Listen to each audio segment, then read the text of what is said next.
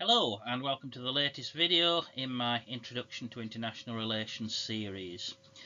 So I've not had a chance yet to record this week's video on liberalism. I know I promised to record that this week and I will get to that as soon as I am able. At the moment I'm just under a lot of time pressure from work.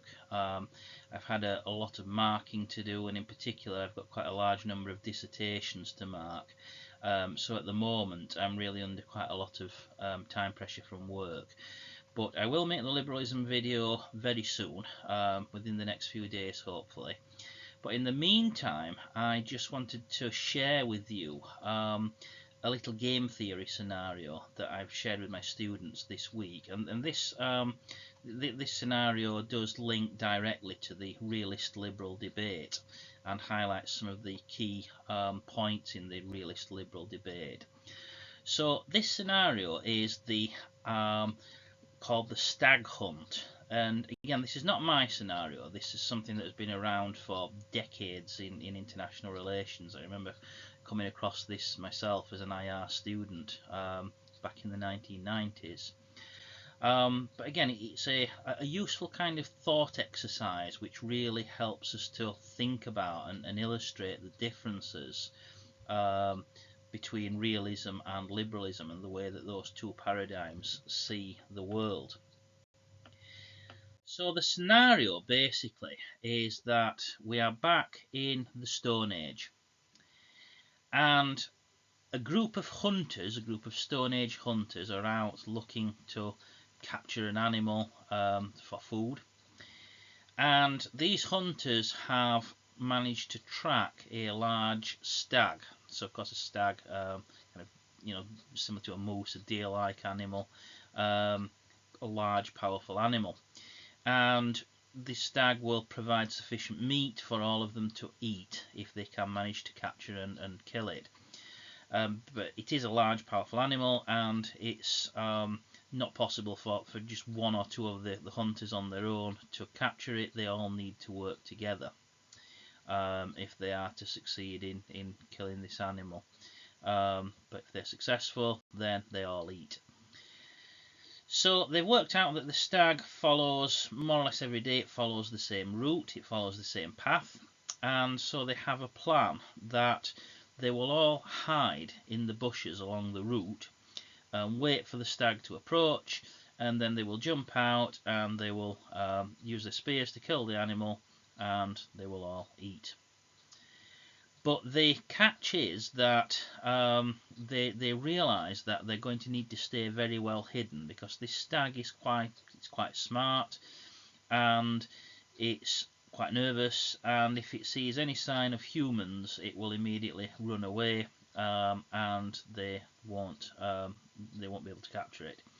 So they need to hide in the bushes, they need to remain quiet, and if any one of them breaks cover early, then it's going to ruin the trap. The stag is going to be alerted, it's going to run away, the trap will be ruined. So each of them knows that they have to stay in their place, stay hidden until the right moment when they all jump out together. So they all take up station in the bushes, they all settle down to wait for the stag. Time passes, the stag doesn't appear, so hours go by, a day goes by, there's still no sign of the stag. But then the stag is seen in the distance. It's still a long way away and it's not approaching.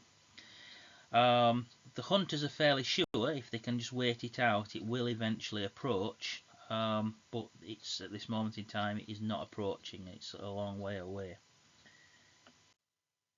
But then a rabbit appears, and all of the hunters see this rabbit moving along the path, and it's within easy range for one of them to jump out and kill the rabbit. Now the rabbit can only feed one person, so if one of them jumps out and kills the rabbit and presumably grabs it and runs away quickly before the others can catch them, then that person will eat. But of course the trap will be ruined, the stag will know that they're there, the trap will be ruined, and so the others will go hungry.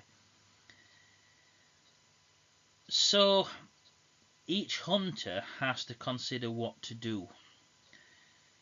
Do they jump out and kill the stag, kill the rabbit, sorry, or do they trust that the others will all remain hidden?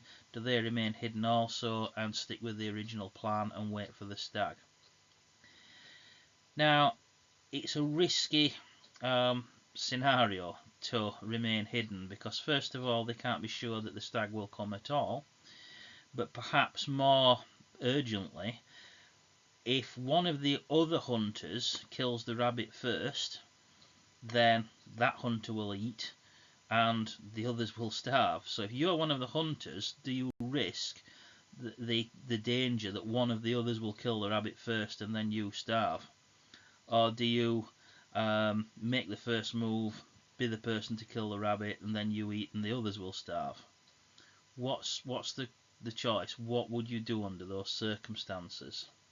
Do you choose to keep faith and hope that the others will also keep faith? Do you trust them not to betray you? Or do you not trust them? Do you choose to betray them? What would the hunter do in this scenario? So, a realist would, of course, say that the hunter has to look after his own interests. Why? Because he can't be sure that the others won't do the same. You have to, from a realist perspective on the world, you have to assume that everyone else is going to stab you in the back. You cannot afford to trust anyone. You have to look after your own interests.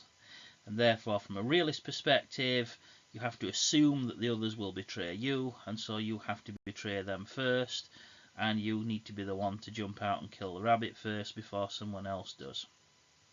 That's a realist perspective on the world, and that's a realist answer to this question. However, of course, it's not that simple, because this is not a one-shot game. The chances are that if you do this, if you betray the others, and you kill the rabbit and you eat and they don't, the chances are, assuming they don't starve to death, that you're going to encounter them again at some point. And there are going to be consequences. There are going to be future consequences for your actions. They're certainly not going to trust you again. They're never going to work with you again. They're never going to cooperate with you again. Perhaps it will go even further than that. Perhaps they will attack you. Perhaps they might even kill you for having betrayed them. So there are potentially going to be consequences. Now, of course, international politics is also very much like this. A lot of the kind of realist scenarios where a realist says that, you know, a state has to look after its own interests, and even if that means betraying the others, then so be it. Of course, the international system is kind of a community of states, and states will be judged on their actions. There will be future consequences. The actions that a state takes will lead to future consequences, and it will affect the way that other states deal with them in the future. Of course, there are other things that might influence how the hunter responds as well. So we don't know, because the scenario hasn't told us, but how well do these hunters know each other? Is there a past history of working together? So, for example, if they are a group of strangers who have just met, then they might not trust each other very much, understandably.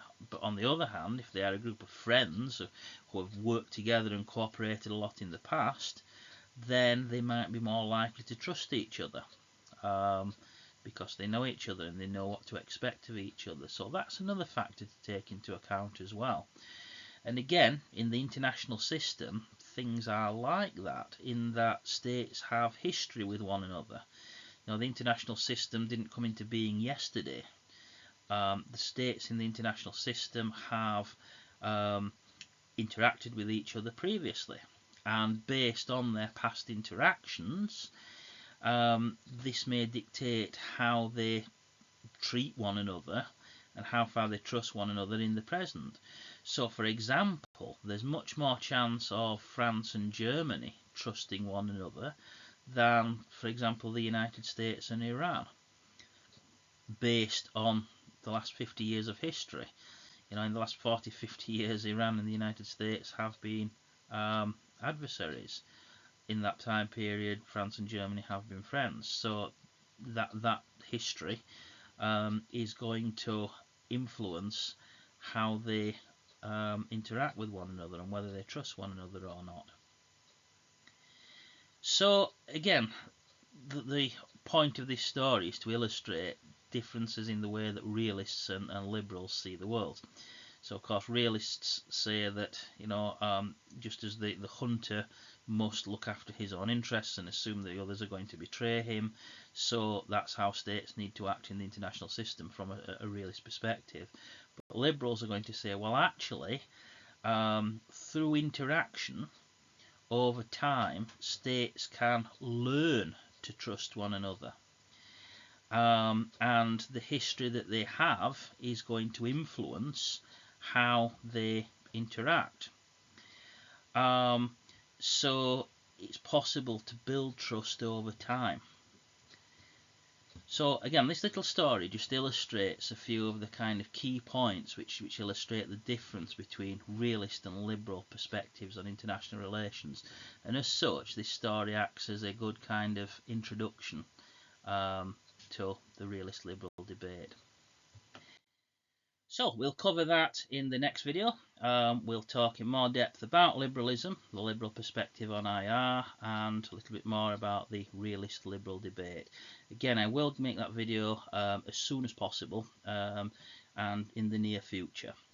Until then, thanks for viewing this video, and I look forward to seeing you on the liberalism video as soon as I'm able to make that. Thanks very much, and I'll see you on the next video.